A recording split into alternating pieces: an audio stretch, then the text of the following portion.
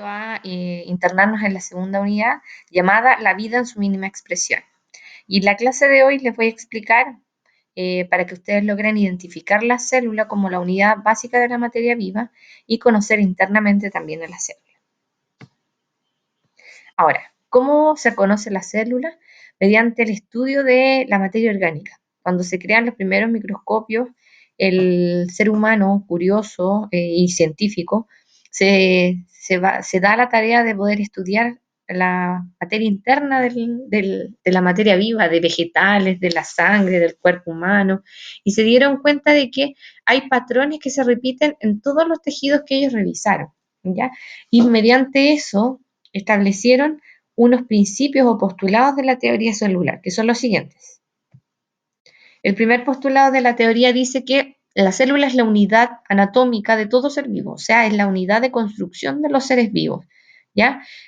Formado por una o más células, dependiendo del organismo que sea.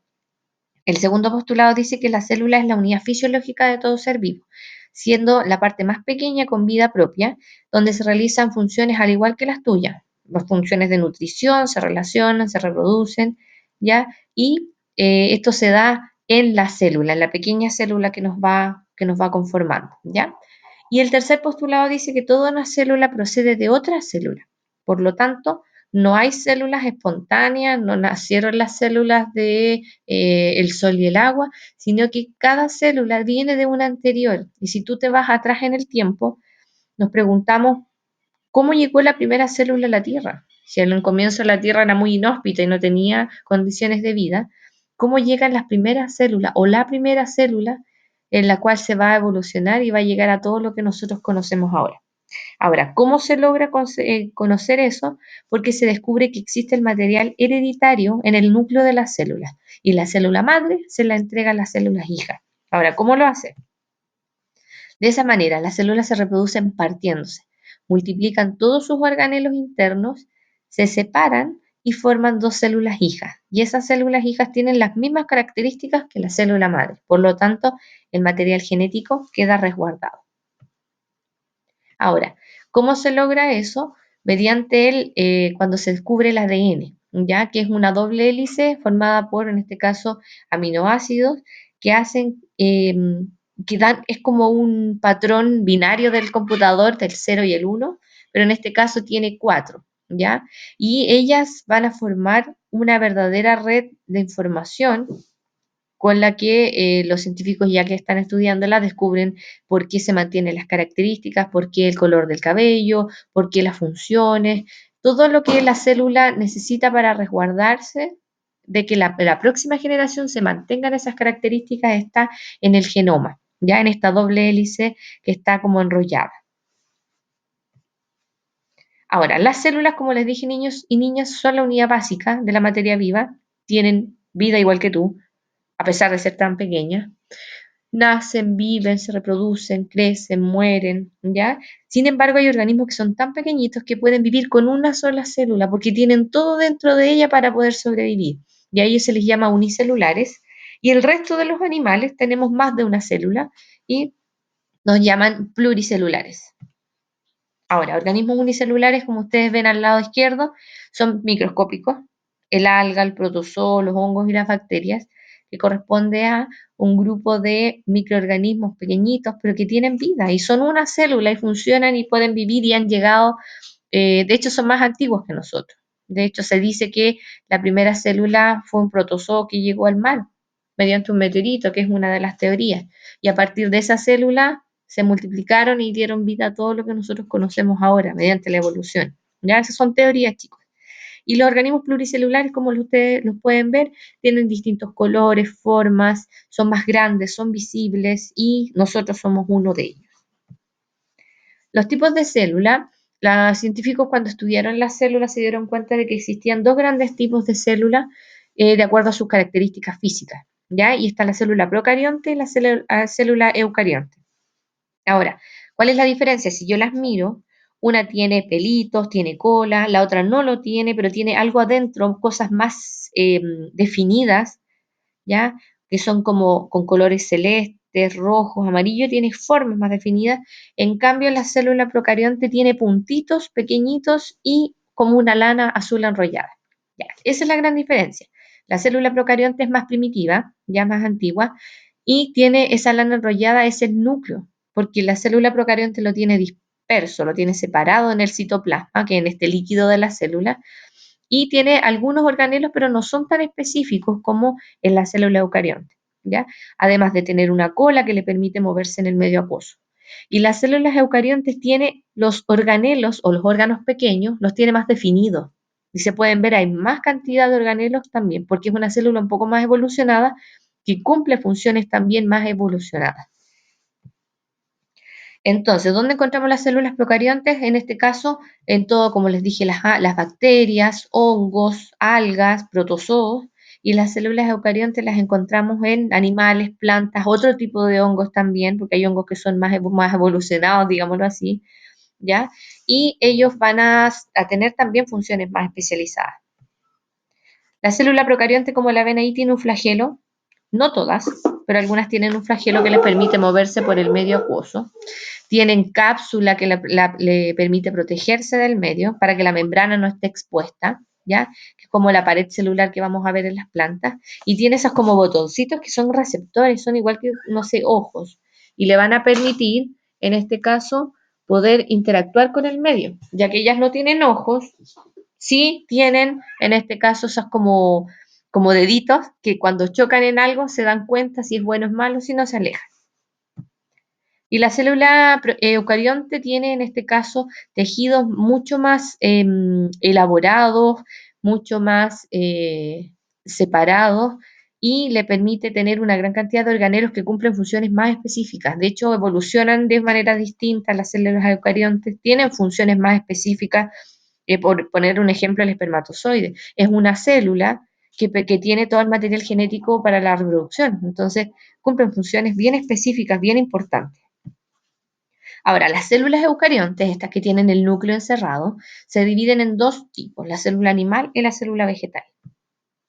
Y para nosotros poder, en este caso, agudizar la vista, fíjense la imagen A y la imagen B, y un científico examinó, esta es una suposición, un científico examinó un microscopio electrónico y se dio cuenta de que habían dos tipos de células, A y B. Le dijo a una alumna que se encargara de indicar cuál era cuál. Entonces, ¿qué hizo la niña? Las observó y la chica dio una determinación. Dijo que la bacteria era la célula de la imagen B, porque ahí se veía en este caso que era un organismo unicelular y que tenía una membrana que la rodeaba, un citoplasma y además se indicaba que tenía el ADN disperso. Ya, eso es lo que dijo Isidora. Ya, pero nosotros si miramos muy bien y miramos el pie de página también, el pie de la imagen, nos damos cuenta de que en la imagen A no se logra identificar el núcleo, porque está disperso, porque ahí está disuelto, digámoslo así. Y en la imagen B sí podemos ver una organización de los organelos internos, están separados, no está todo revuelto, digámoslo así. ¿Qué pasó?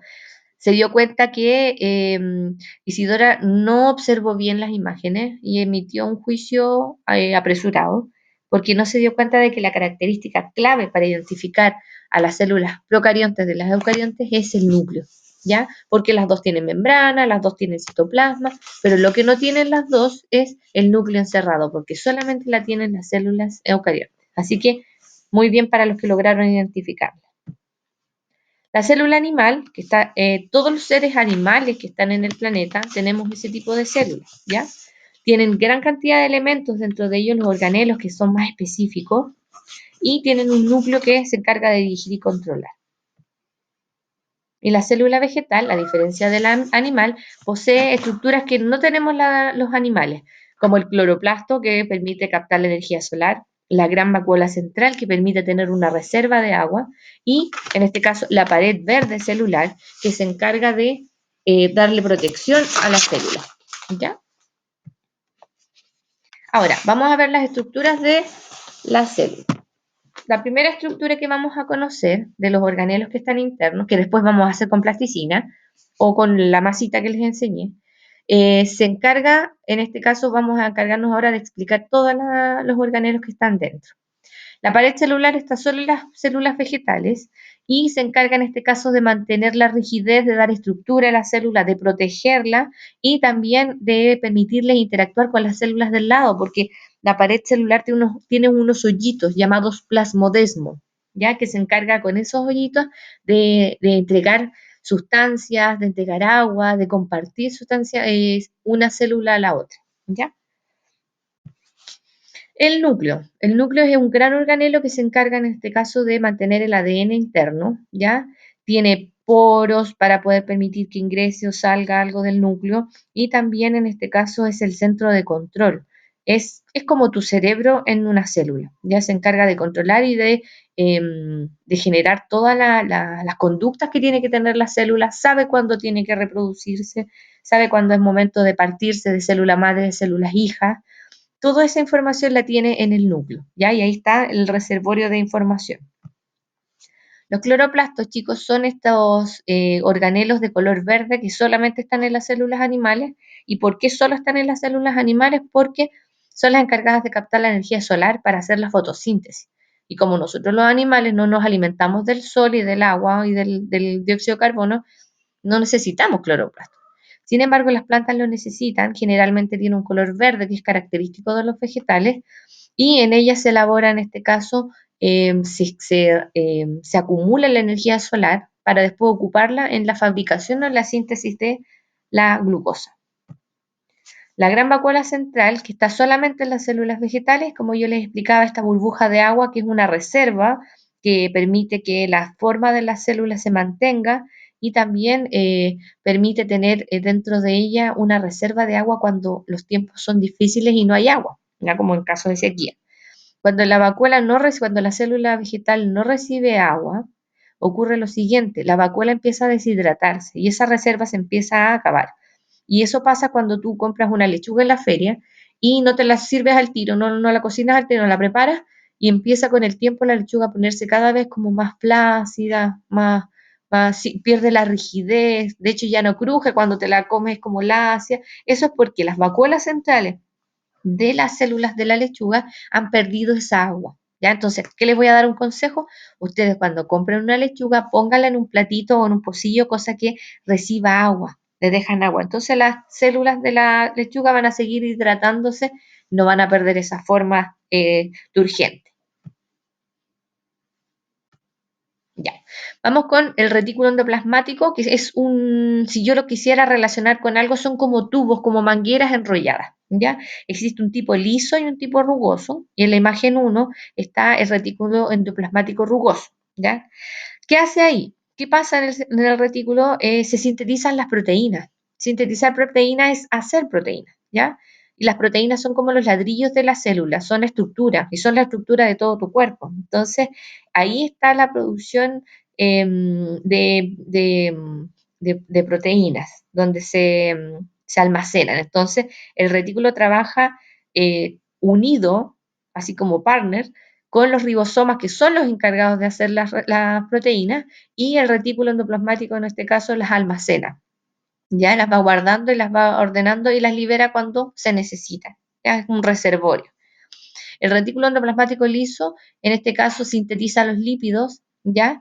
Y los lípidos o las grasitas, que nosotros podemos relacionarlas así, son parte fundamental de la membrana, de la piel de las células, ¿ya? Necesita mucho lípido la pared celular. Entonces ahí se van, en este caso, sintetizando, ¿ya? Ahora, también el retículo endoplasmático liso trabaja junto con un organismo que se encarga de limpiar o de desintoxicar, que lo vamos a ver más adelante. Son como alianzas. Ya les voy a mostrar más adelante. El aparato de Golgi, chicos, es como o igual unas membranas, tubos o sacos aplanados. ¿Qué se encarga el aparato de Golgi? Se encarga de empaquetar y transportar moléculas que fueron sintetizadas, ya sea por los ribosomas, por los lisosomas, y ellos se encargan de empaquetar y transportar. Y ahí esa imagen que se ve como un monito con pie que se mueve, eso ocurre dentro de las células para poder transportar las sustancias creadas. Los peroxisomas son pequeños organelos que están, en este caso, formados por una membrana, están obviamente en el retículo endoplasmático liso. ¿Se acuerdan que ellos se encargaban de desintoxicar también? ¿Ya? Ahí están los peroxisomas, están pegaditos al retículo endoplasmático liso y se encargan de desintoxicar todo aquello que sea extraño o que vaya a causarle daño a la célula. ¿Ya? Es como un ninja que con varios movimientos puede desarticular al enemigo, que en este caso podría ser el alcohol, alguna droga, algún medicamento fuerte. Los ribosomas son también, como les dije, se pegan, están trabajando casi siempre junto al retículo endoplasmático rugoso y se encargan en este caso de sintetizar las proteínas, ¿ya? Y esas proteínas también están como colaborando en la reestructuración de la célula y se encuentran en mayor cantidad dentro de ella. O sea, si tú ves una célula, lo que más hay son ribosomas. El citoesqueleto corresponde a, son como un mini esqueleto o un microesqueleto muy pequeño. No tiene una forma definida como nosotros, con columnas, ciertos huesos, no. Pero sí esos esqueletos, esas como estructuras le dan una forma a la célula y le permiten también moverse por el citoesqueleto. Ya son como caminos también que van a permitirle a la célula movilizarse por él. Los cilios y flagelos corresponden a una estructura que tienen algunas células, que en este caso es como una cola, o los pelitos, ¿ya? Les puse el ejemplo ahí del espermatozoide, que es uno de los característicos que tiene una célula característica del cuerpo humano que tiene cola. Y esa cola le permite movilizarse, trasladarse, ¿ya? Y en este caso los cilios, que están en algunas células procariontes, son las encargadas de darse cuenta del exterior, de tener sensibilidad. Igual que los cilios que tienes en la nariz, tienen esa función de determinar, de alertarte de que algo extraño está tocando. Los lisosomas corresponden también a vesículas membranosas, que en este caso se encargan de la digestión. Son como el estómago. Van a encargarse de digerir lo que ingresa a la célula para que la pueda utilizar ella. Los centriolos que están ahí, que son como unos fideitos, son unas estructuras cilíndricas que se encargan en este caso de separar la célula cuando ha llegado el momento de la reproducción. Entonces, internamente los centriolos, con la orden del núcleo, en cierta edad de la célula, comienzan a separarse, abrirse y generan que la célula se pueda partir en dos. Internamente tiene una separación y esos son los centriolos los encargados de hacer eso. Y por último, les tengo la mitocondria, que es uno de los organelos que es fundamental en ella, porque es el motor. En la mitocondria es donde se produce la respiración celular. Es ahí donde obtenemos la energía. Es el organelo que nos permite, en este caso, mantenernos vivos. ¿Qué pasa en la mitocondria? Se une el oxígeno respirado y la glucosa de los alimentos y se produce la energía. Es igual que un motor, necesita oxígeno y combustible. Y ahí se produce la energía en ATP y esa energía va a darnos vida y nos va a permitir funcionar completamente en todo el cuerpo. Ya chicos, comenzamos a despedirnos. Espero que el video les ayude, chicos, a entender esta gran cantidad de nombres extraños, de imágenes raras, de cosas que nunca pensamos que existían dentro de nosotros y aparte de ser tan pequeñitas. Y para ayudarnos a entender mucho mejor las funciones, vamos a hacer una actividad la próxima clase en la que vamos a nosotros elaborar una célula, un modelo celular y vamos a confeccionarlo con plasticina, así que les invito a que se vayan consiguiendo si es que no tienen, o de lo contrario, que hagan la masa de sal como les expliqué en el audio, ¿ya? Esa masa tienen que tenerla el día, nos toca la próxima semana, la siguiente, ya la primera semana de septiembre nos toca esta clase, así que los invito a ser responsables y tener todo en orden.